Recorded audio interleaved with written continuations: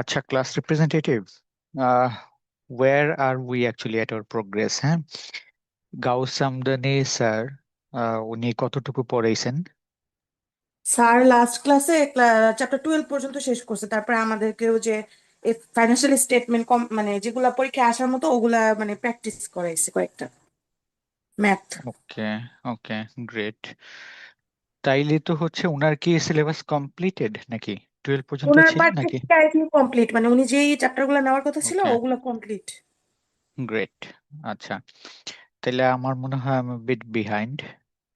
Anyway, আমরা একটু slow যাচ্ছি সো দ্যাট আমাদের কারো কোনো কনফিউশন না থাকে কোনো জায়গাতে। অ্যান্ড সিন্স আপনাদের এক্সাম হচ্ছে মেথড স্যার। প্রবাবলি মেতে, না? আচ্ছা, so we have plenty of time, but it doesn't mean যে আপনারা হচ্ছে মে পর্যন্ত শুধু এই একটা ছোট্ট একটা বই নিয়ে পড়ে থাকবেন। Definitely you can go on and study other subject অথবা আদার লেভেল। হ্যাঁ, যেমন আপনার প্রফেশনাল লেভেলের পড়াশোনাও স্টার্ট করতে পারেন with the foundation that you might have developed so far.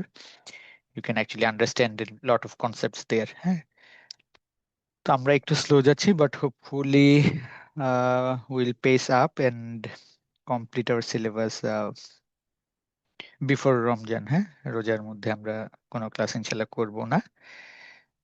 Thanks to one of the class representatives. I forgot the name.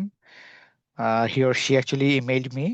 আমাকে বলছিল যে sir our progress is like this এবং we need to take more classes in order to complete the syllabus, এবং accordingly I think আমাদের class number সামনে হয়তো বা বাড়ানো হবে। জি এনিওয়ে, স্যার, আপনার ক্লাসটা আমাদের অনেক দরকার, মানে আরো বেশি কয়েকটা ওকে, ক্লাস, 4-5টা class. Okay, okay, but the thing is মানে সোফার যে আমরা পড়ছি এখানে কি আপনারা মোটামুটি comfortable?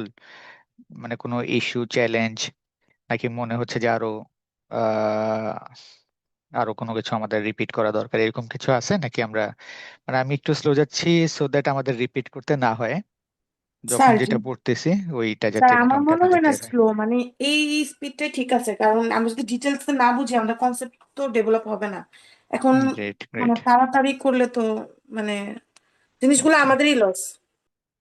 Okay, right, thanks for understanding. এবং আই হোপ বাকিরা কি মনে করতেছেন আপনারা রেসপন্ড করতে পারেন। Participant number is still very low, only around 60 people are with us.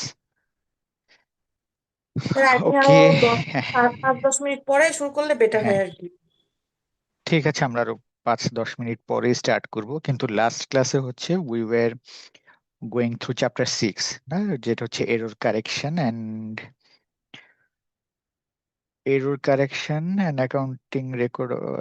আচ্ছা, ওকে, মেনলি হচ্ছে bank reconciliation, supplier statement reconciliation অথবা ভেন্ডর স্টেটমেন্টও বলতে পারি আমরা, বা কাস্টমার স্টেটমেন্ট, এটা দেখেছিলাম আমরা।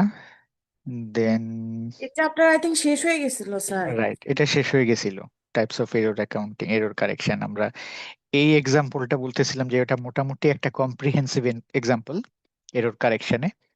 এটা যদি বুঝে থাকেন, আই হোপ যে আপনাদের মেজরিটির কোনো প্রবলেম হবে না। দেন আমরা বলছিলাম যে অ্যাডজাস্টেড ট্রায়াল ব্যালেন্স কি। ইনিশিয়াল ট্রায়াল ব্যালেন্সের পরে হচ্ছে আমাদের যে অ্যাডজাস্টমেন্ট গুলা হচ্ছে দিতে হয়, ইদার ডিউ টু ধরেন কোনো একটা এন্ট্রি বাদ পড়ে গেছে, হ্যাঁ, ওইটা ক্যাপচার করার জন্য, অর যদি যদি আমরা কোথাও ভুল করে থাকি সেই এরর রেকটিফিকেশনের জন্য আমাদের কিছু অ্যাডজাস্টমেন্ট দিতে হয়। সেই অ্যাডজাস্টমেন্ট গুলা দেওয়ার পরে ইনিশিয়াল ট্রায়াল ব্যালেন্সের ফিগার গুলো চেঞ্জ হয়ে যায়, ডেবিট ক্রেডিট ব্যালেন্স গুলো আপডেটেড হয়ে যায়। তো সেই আপডেটেড ব্যালেন্স গুলো নিয়ে যে ট্রায়াল ব্যালেন্সটা করা হয় সেটাকে বলে adjusted trial balance, which is the base for preparing our financial statements. এই এক্সাম্পলটা হচ্ছে আমরা দেখি নাই in detail last class, so আজকে আমরা এটা দেখতে পারি। হ্যাঁ, তাহলে আমাদের এরর কারেকশনও হয়ে গেল, এট দ্য সেম টাইম হচ্ছে অ্যাডজাস্টেড ট্রায়াল ব্যালেন্স কি সেটাও বুঝতে পারবো আমরা। Then we can actually move to the next chapter unless you have any question in this chapter. Next চ্যাপ্টারই হচ্ছে কি cost of sales and inventories. This is a very important chapter. In fact, it's a kind of large chapter compared to other ones, এটা বড় chapter, এখানে মোটামুটি অনেকগুলা very important concept cover করা হয়েছে। হ্যাঁ, IS2 হচ্ছে discusses inventory as well as cost of sales.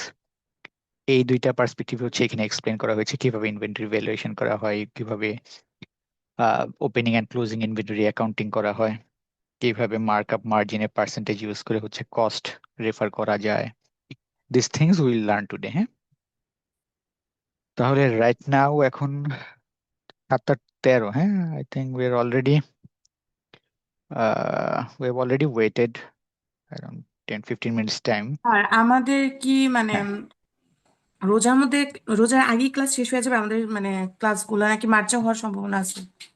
Hopefully ইনশাল্লাহ শেষ হয়ে যাবে রোজার আগে, কারণ আমাদের তো initially when we started this session আমরা তো জানতাম যে আমাদের পরীক্ষা প্রবাবলি মার্চে হবে। হ্যাঁ, আহ, তো অ্যাকর্ডিংলি ওইভাবেই সবাই প্রিপারেশন নিয়েছে।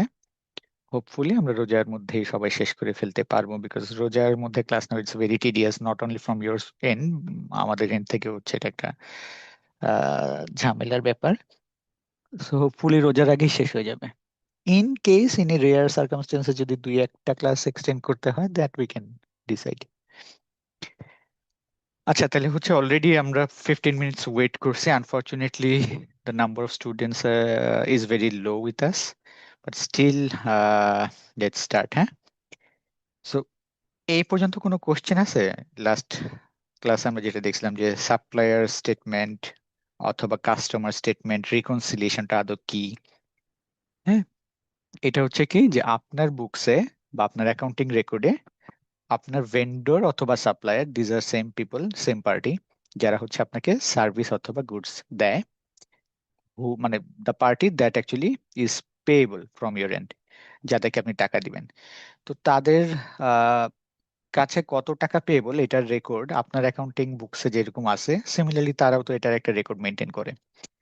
সো তারা একটা সার্টেন পিরিয়ড এন্ডে একটা সার্টেন ফ্রিকোয়েন্সিতে আপনাকে একটা স্টেটমেন্ট পাঠাইতে পারে। হ্যাঁ, যেমন আপনার অডিটে গেলে হচ্ছে অনেক সময় পাঠান যে ব্যাংক কনফার্মেশন বা রিসিভেবল কনফার্মেশন, পেয়েবল কনফার্মেশন, এগুলা। তো এরকম সিমিলারলি হচ্ছে তাদের রেকর্ডে তারা আপনার কাছ থেকে কত টাকা পায় সেই একটা স্টেটমেন্ট তারা আপনাকে পাঠাইতে পারে একটা ফিক্সড ফ্রিকোয়েন্সিতে, কোয়ার্টারলি হোক, মান্থলি হোক, বায়ানুয়ালি হোক বা অ্যানুয়ালি হোক। সেটার সাথে যদি আপনার অ্যাকাউন্টিং রেকর্ডের কোনো ডিফারেন্স থাকে, সেটাকে অ্যাডজাস্ট করার জন্য যে স্টেটমেন্ট প্রিপেয়ার করা হয় সেটাকে বলে সাপ্লায়ার স্টেটমেন্ট অথবা ভেন্ডর রিকনসিলিয়েশন স্টেটমেন্ট। হ্যাঁ, সিমিলারলি ব্যাংকের কাছ থেকে হচ্ছে আমরা ফিক্সড ফ্রিকোয়েন্সিতে, ইউজুয়ালি হচ্ছে মান্থলি, হ্যাঁ, অনেক সময় ডেইলিও পাওয়া যায়, ডেইলি ব্যাংক স্টেটমেন্ট আমরা পাই। At the same time company keeps a record of its bank account, মানে ক্যাশেড ব্যাংক অ্যাকাউন্ট, জিএল। এই দুইটা সোর্সে ব্যালেন্সের মধ্যে যদি কোনো ভ্যারিয়েন্স থাকে বা ডিফারেন্স থাকে, সেই দুইটা ভ্যারিয়েন্সের রিজন আইডেন্টিফাই করা এবং সেগুলাকে রিকনসাইল করা হচ্ছে ব্যাংক রিকনসিলিয়েশন স্টেটমেন্ট। ওকে, এই দুইটা রিকনসিলিয়েশন স্টেটমেন্ট হচ্ছে কেন প্রিপেয়ার করা হয়? এক নম্বরে হচ্ছে in order to reflect correct accounting values in your books, আর সেকেন্ডলি হচ্ছে in order to counter any future disputes between two parties. ভবিষ্যতে যদি কারোর মধ্যে কোনো দ্বন্দ্ব হয়, হ্যাঁ, বা কোনো ডিসপিউট যদি থাকে যে কোন ফিগারটা correct, in that case actually if you have a reconciliation statement you can easily understand যে what should be the conclusion. আমরা কিছু এক্সাম্পল দেখছিলাম এখানে, ইলাস্ট্রেটিভ এক্সাম্পল। দেন আমরা দেখছিলাম যে অ্যাকাউন্টিং এরর হচ্ছে কয় ধরনের। ব্রডলি দুই ধরনের। এক ধরনের অ্যাকাউন্টিং এরর আইডেন্টিফাই করা ভেরি ইজি, যেটার কারণে হচ্ছে আপনার ডেবিট অথবা ক্রেডিটের টোটালটা মানে মিলবে না, ইদার সাইডে কোনো গ্যাপ থাকবে। ওই গ্যাপটা আমরা টেম্পোরারিলি, নট পার্মানেন্টলি, টেম্পোরারিলি হচ্ছে আমরা মিটিগেট করব বাই ওপেনিং এ, কি অ্যাকাউন্ট জানি বলে ওটাকে, Custom account. Suspense account, right, thank you. তাহলে আমরা হচ্ছে টেম্পোরারিলি ওই গ্যাপটা মিটিগেট করব by opening a suspense account, since we do not know যে what is the other leg, ধরেন ডেবিট বা ক্রেডিট কোনো একটা লেগে যদি আমরা কোনো ডিফারেন্স পাই। হ্যাঁ, it's a very easy type of error, identified হয়ে যায় অলরেডি, মানে ইজিলি।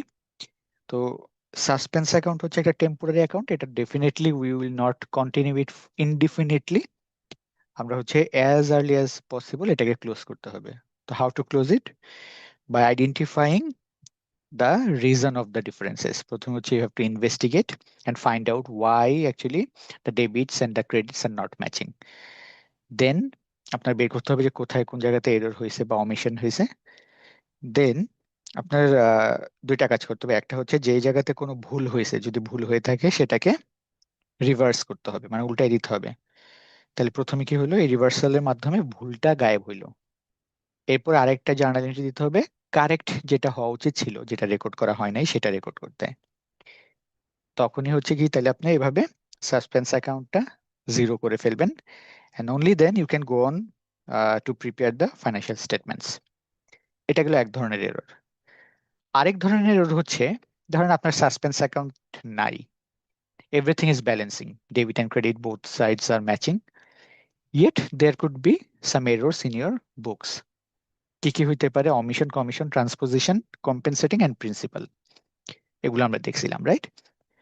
তো এর মধ্যে হচ্ছে এরর অফ প্রিন্সিপালটা ভেরি ইম্পর্ট্যান্ট, কারণ আমরা এরও আগে একটা কোনো ক্লাসে দেখছিলাম এই যে ইভেন দো আপনার ডেবিট ক্রেডিট মিলে যাবে, সবকিছু হয়ে যাবে, বাট এরর অফ প্রিন্সিপাল থাকলে আপনার প্রফিটস হচ্ছে ইনঅ্যাকুরেট থাকবে। either profit will be overstated or understated depending on whether you are capitalizing an expense নাকি expending a capital item. ওকে, এবং this is a very powerful tool to manipulate বা smoothen your profits বা earnings management নামে একটা জিনিস আছে।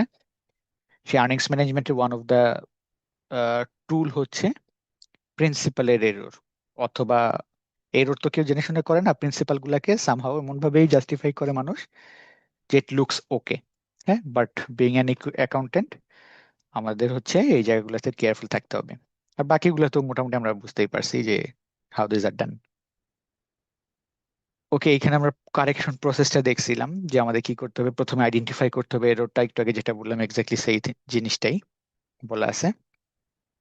এখানে আমরা একটা এক্সাম্পল দেখছিলাম যে আহ, কিছু এররের কারেকশন আমরা জার্নাল এন্ট্রি দিয়ে করছিলাম, এট দ্য সেম টাইম আমরা বলতেছিলাম যে এটা কোন ধরনের এরর।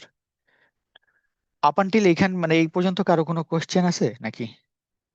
না থাকলে আমরা আজকে স্টার্ট করি যে পরের জায়গাটা। স্যার, আমার একটা বলেন। জি, কোয়েশ্চেন ছিল স্যার। জি, জি, জি, স্যার, স্যার। ব্যাংক রিকনসিলেশনে স্যার আমরা এখানে মানে সবসময় কোন ব্যালেন্সটা দিয়ে আমরা সবসময় করলে ভালো হয়, বা কোনটা দিয়ে করা উচিত, মানে কোন as a passbook, bank balance as a passbook আর bank balance as a cashbook, it কোনটা ডাজন্ট দিয়ে ম্যাটার, আপনি সবসময়? যেটা দিয়ে স্টার্ট করেন না কেন আপনি আরেকটা দিয়ে এন্ড করতে পারবেন।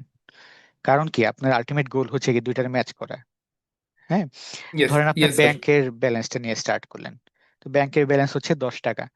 তো আপনি এখানে দুই ধরনের অ্যাডজাস্টমেন্ট থাকবে। একটা হচ্ছে রিয়েলি অ্যাডজাস্টিং এন্ট্রি, যেগুলো হচ্ছে ধরেন আপনি কোনো কারণে বুকসে মিস করে গেছেন, লেখেনি নাই, ব্যাংক ইন্টারেস্ট ক্রেডিট করছে অথবা ব্যাংক চার্জ করছে, সেগুলা। আরেক ধরনের এন্ট্রি অ্যাডজাস্ট করবেন, সেগুলো হচ্ছে মানে দেখাবেন, সেগুলো হচ্ছে কি আপনার টেম্পোরারি ডিফারেন্সের এন্ট্রি, যেগুলোকে বলা হয়েছে রিকনসাইলিং আইটেম, যে আসলে একটা সার্টেন টাইমের পরে এগুলো automatically will be accounted for যখন এগুলো ব্যাংকে রিচ করবে। জি, তাহলে এই এটা দুইটা কি অ্যাডজাস্ট করার ট্রানজিটস পরে গুলো স্যার, না? ট্রানজিট গুলো আর কি, মানে cash in transit. Not not necessary. হ্যাঁ, এই cash in transit is a good example, but not always যে শুধুমাত্র ট্রানজিটই হবে। ধরেন আউটস্ট্যান্ডিং চেক, হুম, জি এটাও স্যার। কিন্তু এরকম হইতে পারে যে আপনি কাউকে হচ্ছে চেক ইস্যু করছেন, ওয়ান অফ ইউর পেয়েবল কে আপনি চেক দিয়েছেন, but he didn't present the cheque in the bank. এটা আরেকটা নেম হচ্ছে আনপ্রেজেন্টেড চেক। তো আপনি কি করবেন, আপনি তো ওরে টাকা মানে ক্যাশ চেক দিয়েছেন, আপনার ব্যাংক অ্যাকাউন্ট কমায় ফেলছেন, কিন্তু ব্যাংকে যেহেতু এখন ওই চেক হচ্ছে সে শো করে নাই, ব্যাংক তো আপনার অ্যাকাউন্ট কমায় নাই। বাট জি এটার স্যার। মানে কি, এটার জন্য কি আপনি কোনো ভুল করছেন যেটা কারেক্ট নো, করতে হবে? নো করেন নাই। স্যার, নো স্যার, ব্যাংক কি কোনো ভুল করছে? ব্যাংকও কোনো ভুল নো করে নাই। স্যার। তাইলে এই দুইটার মধ্যে কেন চেঞ্জ মানে ডিফারেন্স হচ্ছে আপনার আর ওর ব্যালেন্সে? জাস্ট একটাই কারণ, টাইমিং ডিফারেন্স। টাইমিং এর কারণে। জি স্যার। রাইট, আপনি আজকে দিছেন, যদি 2 দিন পরে সে ব্যাংকটা মানে ব্যাংকের কাছে নিয়ে যায় চেকটা, পাঠায়, তখন তো ব্যাংক আপনার অ্যাকাউন্ট ডেবিট করে দিবে, মানে টাকা কমায় ফেলবে। তাইলে 2 দিন পরে কিন্তু অটোমেটিক্যালি ইট উইল অ্যাডজাস্ট, মানে বোথ ব্যালেন্সেস উইল ম্যাচ। তাহলে এটা হচ্ছে জাস্ট আপনার টাইমিং এর জন্য। তো আপনি ব্যাংক অ্যাকাউন্টের ব্যালেন্স দিয়ে স্টার্ট করেন অথবা ক্যাশ অ্যাকাউন্টের ব্যালেন্স দিয়ে স্টার্ট করেন, doesn't matter, ultimately both will match. এবং এই ম্যাচিংটাই হচ্ছে রিকনসিলিয়েশন। হ্যাঁ, তাহলে ইট ডাজেন্ট ইয়েস ম্যাটার যে স্যার। আপনি কোনটা দিয়ে স্টার্ট করলেন।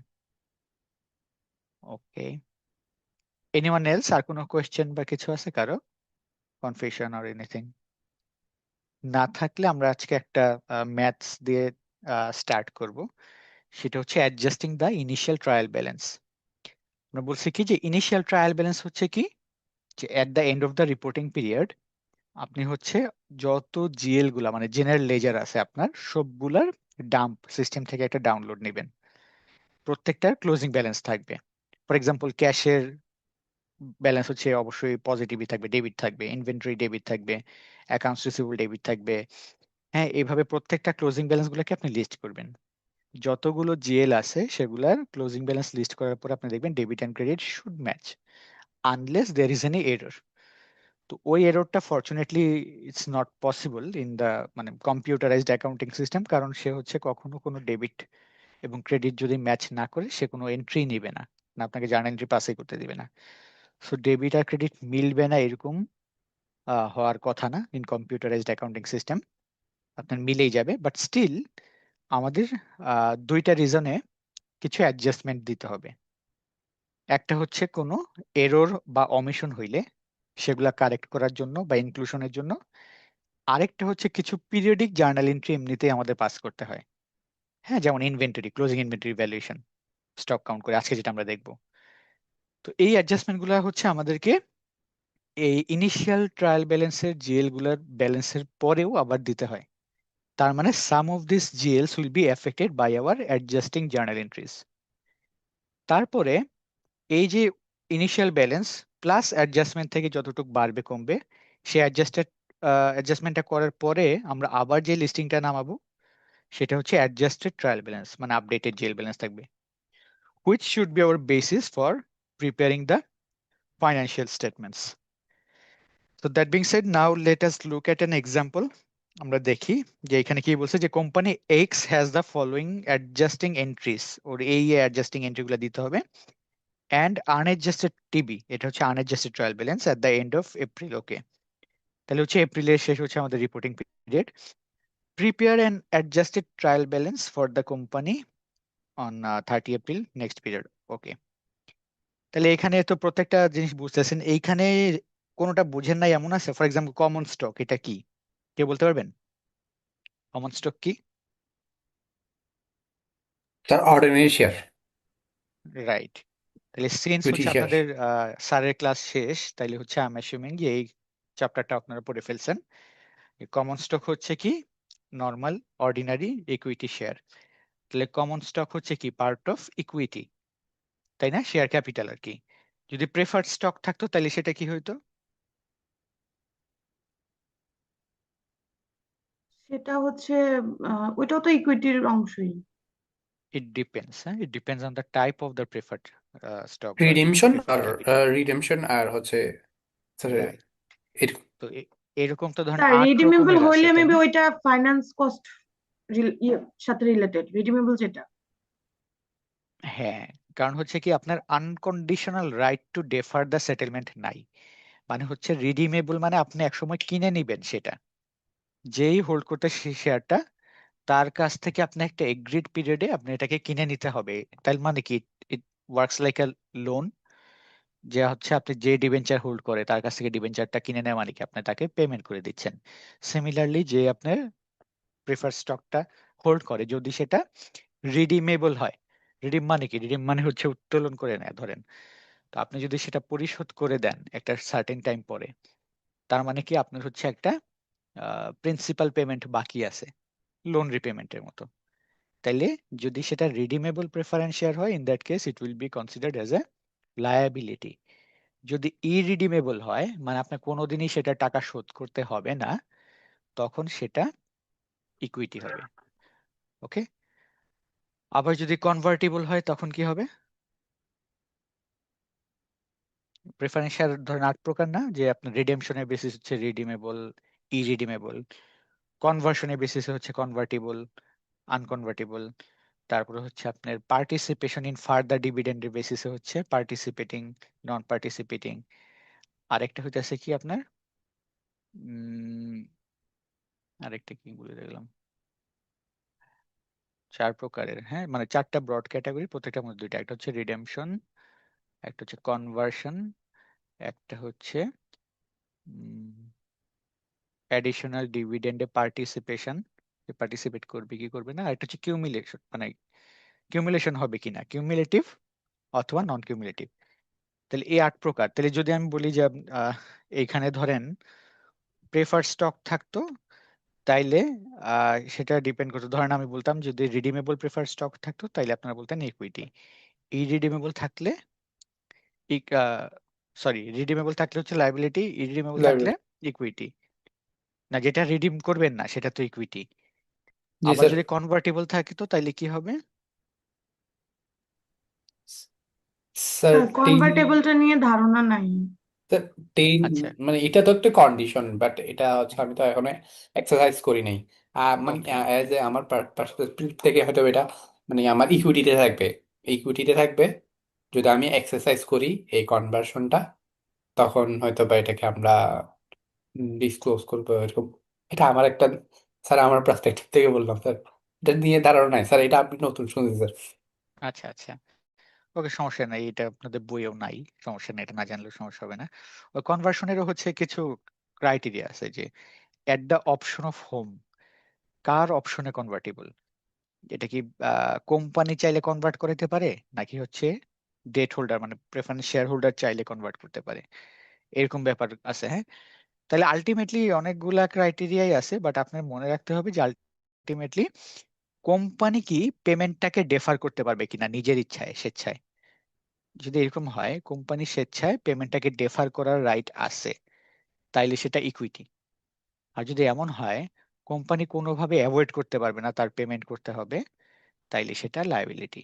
আচ্ছা, এখানে আরো অনেক কমপ্লেক্স ব্যাপার আছে, এটার সাথে আপনার শেয়ার অপশনও যোগ করা যেতে পারে, কল অপশন, পুট অপশন, ওইগুলা বাদ দেন, ওইগুলো হচ্ছে ইন রিয়েলিটি আছে, বাংলাদেশে যতগুলো স্টার্ট আপ কোম্পানি আছে তাদের দেখবেন যে আপনার যদি কেউ অডিট করে থাকেন, হ্যাঁ, তাদের capital structure is very complex. তাদের এইখানে প্রেফার্ড শেয়ার আছে, মানে স্টক আছে, এবং সেটা কোনো সাধারণ প্রেফার্ড শেয়ার না, ওইটার সাথে দেখবেন কল অপশন, পুট অপশন, কনভার্টিবিলিটি, হ্যাঁ, রিডেমশন, সব ক্লজ দেয়া আছে। তাহলে ওইটা ক্লাসিফিকেশন বাইর করা ইটস রিয়েলি ভেরি ডিফিকাল্ট, এবং there is a lot of dispute, audit farm একরকম বলে, লিগ্যাল ফার্ম একরকম বলে, হ্যাঁ। তো আলটিমেটলি ঠিক আছে, রাইট নাও এগুলো না জানলেও হবে, but just for the sake of understanding এটা মনে রাখবেন যে আসলে মূল সাবস্টেন্স কি, সামারি হচ্ছে যে আসলে কোম্পানি কি চাইলেই পেমেন্ট অ্যাভয়েড করতে পারবে কিনা স্বেচ্ছায়, নিজের ইচ্ছায়। যদি অ্যাভয়েড করতে পারে তাইলেই সেটা ইকুইটি, না করতে পারলে তখন দেখতে হবে এটা লোন কিনা। এনিওয়ে বাকিগুলা মোটামুটি বুঝছেন। আর্ন অন রেভিনিউ মানে কি? স্যার আমি হচ্ছে টাকা নিছি কিন্তু সার্ভিস দিইনি, বা এক্স্যাক্টলি, হচ্ছে। তাহলে এটা হচ্ছে আমার একটা লাইবিলিটি, সার্ভিস দিতে হবে। আর বাকিগুলো তো পরিচিত নাম, তাই না? অ্যালাউন্স ফর ডাউটফুল অ্যাকাউন্টস, এটাও তাহলে পড়ে ফেলছেন, এটাও জিজ্ঞেস করি, এটা কি? Yes sir, provision for doubt, bad date. Right, provision for bad date, যে আমার ফিউচার কালেক্টিবল অ্যাকাউন্ট রিসিভেবল যেটা আছে এর মধ্যে থেকে কতটুকু আমি মনে করতেছি যে আদায় নাও হইতে পারে, রিস্ক প্রভিশন আর কি, ওকে। তাহলে এগুলা বুঝছেন, এগুলা কোনটা কোথায় যাবে। এখন আমরা অ্যাডজাস্টমেন্ট গুলা দেখি। 1 নম্বরে বলছে annual insurance bill is paid for 12 month on 1st of April each year. আচ্ছা, তাইলে এটার জন্য একটা অ্যাডজাস্টমেন্ট হবে। এখানে কোনটার সাথে এটা রিলেভেন্ট বলেন তো? ইন্স্যুরেন্স বিল, প্রিপেইড ইন্স্যুরেন্স আমরা একটা আইটেম দেখতেছি না? ওকে, তাহলে প্রিপেইড ইন্স্যুরেন্স নামে একটা আইটেম আমরা দেখতেছি এখানে 11,900 টাকা। ওকে, এখন বলতেছে যে annual insurance bill is paid for 12 months on 1st April। আচ্ছা, আপনি অঙ্ক করতেছেন কত তারিখের? আপনার মানে এপ্রিল রিপোর্টিং ডেট হচ্ছে 30 এপ্রিল, আপনি হচ্ছে অ্যাডভান্স দিছেন 1st April, 12 মাসের জন্য। তাইলে এটা কত মাসের জন্য আছে? 12 মাসের জন্য 12 মাসের জন্য প্রিপেডটা। আছে। এক মাসের তাহলে আসবে এখানে। 1 মাসেরটা এখানে আসবে, রাইট। তাহলে 11,900 ডিভাইডেড বাই 12, যে অ্যামাউন্টটা হয় সেটার জন্য জার্নাল এন্ট্রি কি হবে? প্রিপেড এক্সপেন্স ডেবিট, আর মনে হয় প্রিপেড না এক্সপেন্স না না, ডেবিট ইন্স্যুরেন্স কেন হবে? এক্সপেন্স ডেবিট আর prepaid insurance credit. Insurance expense debit, right, মানে একটা খরচ বাড়বে আর হচ্ছে আমার 1 মাসের অ্যাসেট কমে যাবে, তাহলে 12 মাস থেকে 1 মাসের asset prepaid expense insurance credit হবে। তাহলে আমাদের গোল কি? আমাদের গোল হচ্ছে এখানে initial trial balance debit credit আছে, অ্যাডজাস্টমেন্টের আবার ডেবিট ক্রেডিট খোলা রাইট সাইডে, দেন অ্যাডজাস্টেড ট্রায়াল ব্যালেন্সের ডেবিট ক্রেডিট খোলা। তাহলে এখন আপনার অ্যাডজাস্টমেন্ট গুলো দেওয়ার জন্য এই আইটেমটা তো পাইয়ে গেলেন, এটা তো আছে অলরেডি, প্রিপেড ইন্স্যুরেন্স। অ্যাডজাস্টমেন্ট এটা ক্রেডিট সাইডে হবে 1 মাসের টাকাটা, আর ডেবিট সাইডে বলতেছেন ইন্স্যুরেন্স এক্সপেন্স, ওইটা কি আছে ওই অ্যাকাউন্টটা এখানে? স্যার নাই স্যার। নাই। না তাহলে স্যার, একদম ওইটা নিচে আমাদের অ্যাডজাস্টেড খুলতে ট্রায়াল হবে ব্যালেন্স একটা নিতে অ্যাকাউন্ট, হবে। রাইট, আর নিচে একটা ওইখান অ্যাকাউন্ট থেকে খুলতে হবে ইন্স্যুরেন্স এক্সপেন্স, অ্যাডজাস্টমেন্ট কলামে ডেবিট হবে ওইটা। তাইলে 11,900 divided by 12। Okay. Secondly, amortise 8.75% of prepaid rent. তাহলে প্রিপেইড রেন্ট এখানে আমাদের আছে কোথাও, এই যে আছে 4,000 টাকা। তাহলে এটার 8.75% অ্যামোর্টাইজ করা মানে কি? যে প্রিপেইডের 8.75 অংশ হচ্ছে আমাদের ইউজ হয়ে গেছে, ইউজ ইউটিলাইজ হয়ে করে গেছে, ফেলছি, এক্সপায়ার হয়ে গেছে। রাইট। তাইলে আমাদের রেন্ট এক্সপেন্স নামে একটা অ্যাকাউন্ট খুলতে হবে, ডেবিট পাশে অ্যাডজাস্টমেন্ট কলামে ডেবিট হবে, আর প্রিপেড রেন্ট এটার বরাবর হচ্ছে ক্রেডিট হবে অ্যাডজাস্টমেন্ট কলামে 4,000 টাকার 8.75%। ওকে।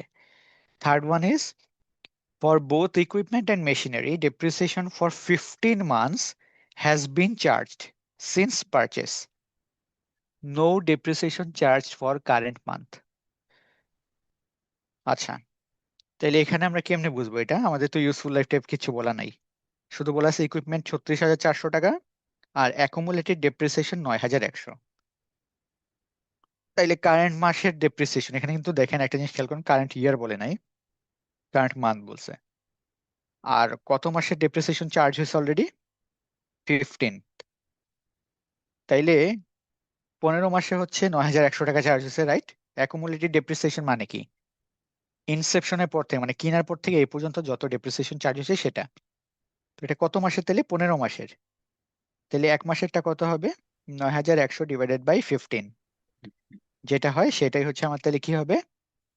ডেপ্রিসিয়েশন এক্সপেন্স ডেবিট, সেটা তো এখানে নাই, তাহলে নিচে একটা ডেপ্রিসিয়েশন এক্সপেন্স খুলতে হবে জিএল, আর accumulated depreciation equipment credit 9,100 divided by 15। Similarly মেশিনারির জন্য ডেপ্রিসিয়েশন এক্সপেন্স ডেবিট আর accumulated depreciation machinery credit 10,875 divided by 15। Clear? বুঝছেন এটা নাকি? জি স্যার, বুঝেছি। ওকে। ওকে। দেন হচ্ছে এরিয়ার স্যালারি হচ্ছে অ্যামাউন্টস টু 5,380 টাকা।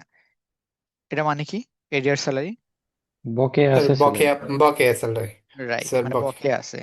তাহলে আমাদের হচ্ছে একটা স্যালারি এক্সপেন্স তো অলরেডি আছেই, তাহলে এটার জন্য স্যালারি এক্সপেন্স ডেবিট হবে, আর কি হবে? পেবল।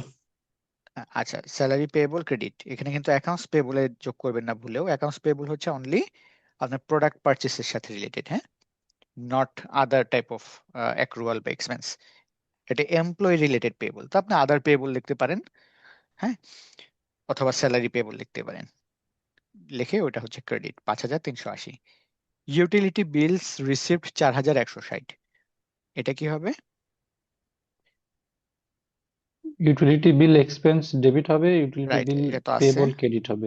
রাইট। তাইলে আপনি আবার আরেকটা অ্যাকাউন্ট খোলা দরকার নাই, ইউটিলিটি পেয়েবল স্যালারি পেয়েবল, আপনি আদার পেয়েবল একটা খুলবেন, ওইখানেই দুইটা যোগ করে দিবেন, হ্যাঁ।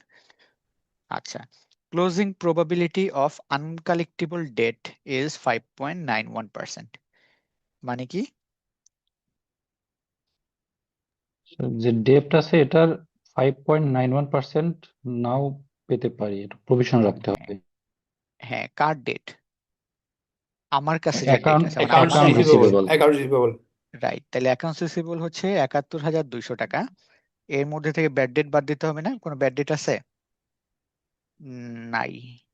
না স্যার, নেই তাহলে স্যার। ব্যাড ডেট তাইলে নেই স্যার। 71,200 টাকা, এটার উপরে 5.91% should be my closing liability, মানে অ্যালাওয়েন্স। তাইলে 71,200 টাকার 5.91% কত হয়? 4,208 টাকা। ইন্টু 5.91%, 4,208 টাকা, রাইট। কিন্তু আপনার বুকসে আছে কত অলরেডি প্রভিশন?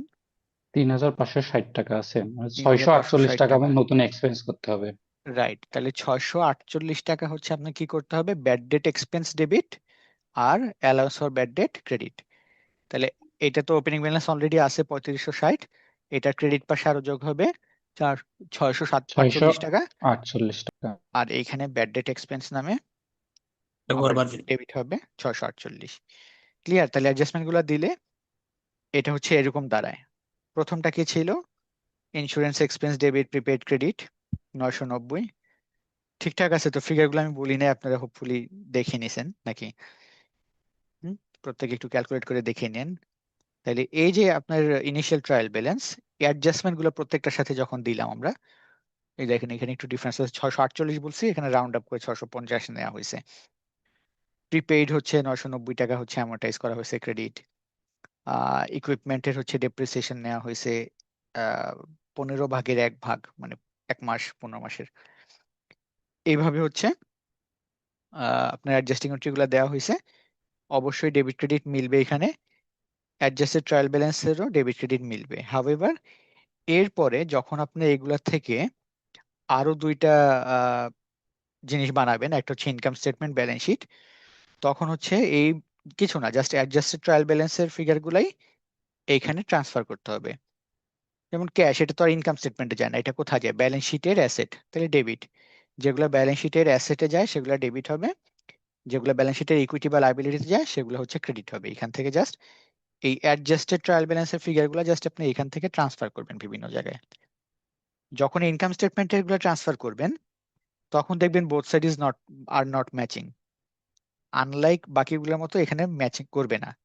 কারণ কি, যেটুকু ডিফারেন্স আছে সেটাই হচ্ছে আপনার প্রফিট অথবা লস। যদি ক্রেডিট সাইডের টোটাল বেশি হয়, হ্যাঁ, তার মানে কি আপনার ইনকাম বেশি, ডেবিট সাইডে তো এক্সপেন্স সেটা কম, তাইলে আপনার ডেবিট সাইডে বসবে প্রফিটের ফিগার। যদি উল্টা হয় যে আপনার ডেবিট সাইডে বেশি, মানে এক্সপেন্স বেশি, ইনকাম কম ক্রেডিট সাইডে, তখন আপনার লস হবে ক্রেডিট সাইডে। সেটাই হচ্ছে আপনাকে আবার ট্রান্সফার করতে হবে ব্যালেন্স শিটে ইকুইটির সাথে, তখন আপনার এগুলো সব মিলে যাবে। এই যে দেখেন এখানে লস হয়েছে কেমনে?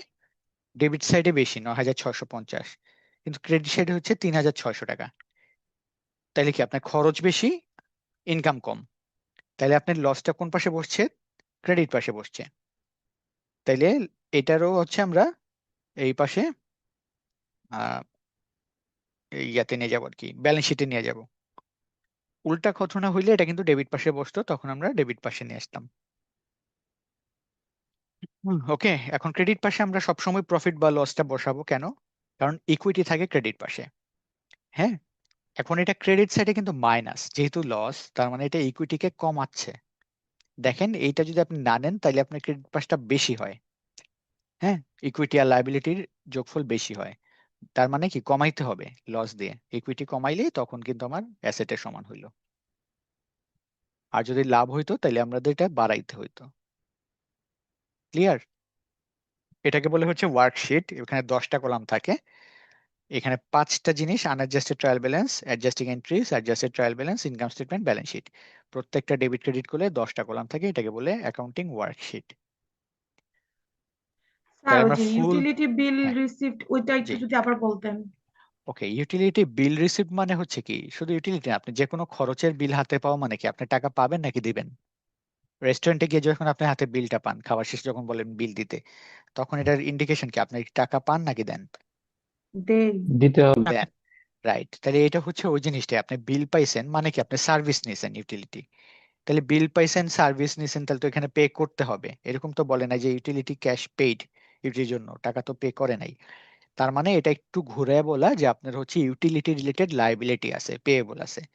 তাহলে এটার জন্য কি হবে? একটা এক্সপেন্স ডেবিট হবে আর পেয়েবল ক্রেডিট হবে। মানে ইউটিলিটি এক্সপেন্স তো আছেই, তাইলে এই যে utility expense debit payable debit, আর হচ্ছে পেবল ক্রেডিট, পেয়েবল ক্রেডিট। দেখেন এখানে ইউটিলিটি দুইটা পেবল ক্রেডিট। জার্নাল একসাথে দিছে, স্যালারিটাও একসাথে দিয়ে দিছে, যাতে আপনার অ্যাক্রুড এক্সপেন্সের জন্য একটা খালি খুলতে হয়। ওকে, ক্লিয়ার তাহলে? জি স্যার। ওকে, তাহলে একটু আমি আপনাদের সাথে একটু দেখি তো আপনাদের ব্যাংক রিকনসিলিয়েশনটা মনে আছে কিনা। একটা কুইক এক্সাম্পল শর্ট, আপনারা কি বাসায় এগুলো প্র্যাকটিস করেন তো নাকি এমসিকিউ? স্যার করি তো, কিন্তু ওই যে আইসিডব্লিউ কোশ্চেন ব্যাংকটা যে আছে ওগুলা তো সলভ, মানে একটা ঠিক হইলে মানে আরো দুইটার অ্যান্সার মানে ঠিক হয় না, এরকমই অবস্থা। কি বলেন, এখানে তো সব এক্সপ্লেনেশন সহ দেয়া আছে পরে, এই যে আনসার। কেন, ধরুন কোনটা নিয়ে কনফিউশন থাকলে বলেন তো, কেউ যদি দেখে থাকেন বলেন কোনটায় কনফিউশন আছে। না না, কনফিউজড না, মানে নিচ থেকে ও, মানে সবগুলা হ্যাঁ রাইট হ্যাঁ, করতে পারি না, মানে সেটা আর কি, আচ্ছা আচ্ছা। কনফিউজড না। এইটার দুইটা কারণ হতে পারে, একটা হচ্ছে আপনি ঠিক মতো মনে হয় বুঝেন নাই ওই কনসেপ্টটা, আর সেকেন্ডলি হতে পারে ঠিক মতো বুঝলেও অনেক সময় আসলে প্র্যাকটিসের অভাবে এরকম হয়। ধরেন একই কোশ্চেন যদি আপনি টাইম বাড়ায় দেন, হ্যাঁ, তাহলে কারেক্ট করার প্রবণতা বাড়বে। কেউ ধরেন 1 ঘন্টাতে 50টা কারেক্ট করতে পারবে, কেউ হয়তো বা 1 ঘন্টায় পারবে না, ওরে 2-3 ঘন্টা সময় দিলে সে আবার ঠিকই কারেক্ট করতে পারবে। তাহলে আপনার কিন্তু গোল অল্প সময়ের মধ্যে যত বেশি কারেক্ট করা, এটাই কিন্তু চ্যালেঞ্জ। হ্যাঁ, এটার জন্য কিন্তু প্র্যাকটিসের কোনো অল্টারনেটিভ নাই। You have to practice. যত বেশি প্র্যাকটিস করবেন তত কুইকলি এবং সুইফটলি কারেক্ট আনসার দিতে পারবেন। আরেকটা ব্যাপার হচ্ছে, কখনো এমসিকিউ সলভ করার সময় আনসার সাথে রাখবেন না, মানে আনসার দেখা যায় এরকম কোনো কিছু বইটি কিনবেন না। আনসার একদম পরে দেখবেন, আপনি আগে ড্রাফট আনসার হাতে লিখবেন, পেন্সিল দিয়ে হোক, যে কোনো ভাবে হোক, কোথাও কাগজে হোক, সবগুলা শেষ করার পরে হচ্ছে আপনি আনসারের সাথে মিলাবেন। জাস্ট একটা আনসার দেখবেন, দেখে দেখে ইয়া করবেন, এরকম হবে না। হ্যাঁ, তাইলে শিখতে পারবেন, নাইলে পারবেন না।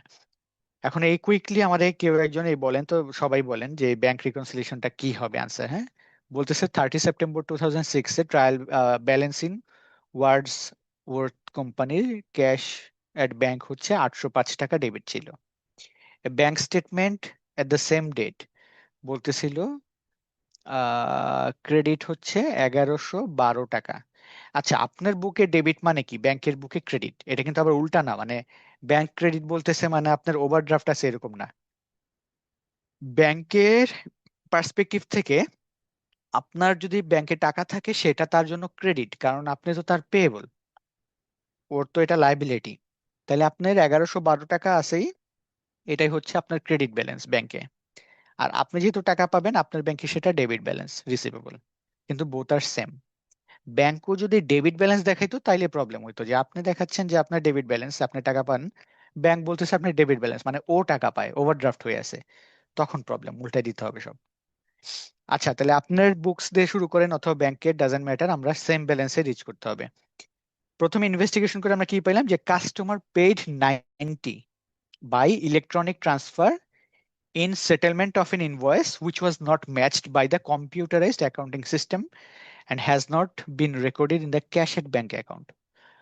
কাস্টমার হচ্ছে আপনার টাকা দিয়ে দিছে, কিন্তু আপনার বুকে আপনি লিখতে পারেন নাই, তাহলে এটা কি অ্যাডজাস্টিং এন্ট্রি নাকি রিকনসাইলিং এন্ট্রি? ধরেন এটাই একটা এমসিকিউ। রিকনসাইল। রিকনসাইলিং কেন? রিকনসাইলিং এন্ট্রি হচ্ছে যে সেগুলা যেগুলা টাইমিং ডিফারেন্সের জন্য। হ্যাঁ, তাহলে ব্যাংক আপনারে, কাস্টমার ব্যাংকে টাকা দিছে, এটা কি 2 দিন পরে আপনার বুকে অটোমেটিক্যালি রেকর্ড হয়ে যাবে? না স্যার, রেকর্ড করতে হবে, আপনার বুকে তো অ্যাডজাস্টমেন্ট অবশ্যই রেকর্ড করতে হবে। করতে হবে। এটা তো অ্যাডজাস্টিং এন্ট্রি, বুঝছেন? এটা যদি এমন হইতো যে আপনি রেকর্ড করছেন কিন্তু ব্যাংকের কাছে চেকটা এখনো পৌঁছায় নাই, হ্যাঁ, এরকম, তাইলে হচ্ছে উল্টা হইতো, যে ব্যাংকের কাছে পৌঁছানোর সাথে সাথে টাইমিং ডিফারেন্স, যে সে তো বাড়াই ফেলবে, আমার এর থেকে আর কিছু করার নাই, আমি বাড়াই রাখছি। কিন্তু তার তো না, আপনিই লেখেন নাই ক্যাশেট ব্যাংকে, তাহলে কি আপনার রেকর্ড করতে হবে না? তাহলে স্যার তাহলে এটা আপনার তো যোগ হবে না?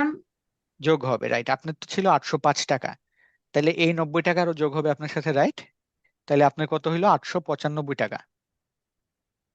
আচ্ছা, correct the cash at bank balance, আচ্ছা কারেক্ট করলাম। সেকেন্ডলি বলছে a fund transfer received from a customer but not yet cleared by the bank, total 208। Fund transfer হয়েছে রিসিভড ফ্রম এ কাস্টমার, মানে আমি হচ্ছে টাকা পাইছি, কিন্তু ব্যাংক হচ্ছে এখনো আমার অ্যাকাউন্টে টাকাটা জমা দেয় নাই, 208 টাকা। তাহলে এটা কি অ্যাডজাস্টিং এন্ট্রি না রিকনসাইলিং এন্ট্রি? রিকনসাইলিং এন্ট্রি। রিকনসাইলিং এন্ট্রি, কারণ আমি তো লিখে ফেলছি, টাকা পাইছি, ব্যাংকের কাছে কোনো কারণে এখনো নোটিফিকেশন যায় নাই, তাই সে আমার অ্যাকাউন্ট এখনো ক্রেডিট করতে পারে নাই। টাকা গেলে সে হয়তোবা ক্রেডিট করে ফেলবে। হুম। আচ্ছা, এটা একটা। আরেকটা হচ্ছে payments made to supplier which have not clear the bank were 425। এটা কি করছি, যে আমি সাপ্লায়ারকে টাকা দিছি এবং আমার বুকস থেকে কমায় ফেলছি, কিন্তু ব্যাংক এখনো কমায় নাই। তাহলে এই দুইটাই কি ব্যাংকের এন্ডে অ্যাডজাস্টমেন্ট হবে না? জি স্যার। ওকে, তাহলে হচ্ছে ব্যাংকে ছিল কত, 1112 টাকা। তাহলে কোনটা যোগ হবে? প্লাস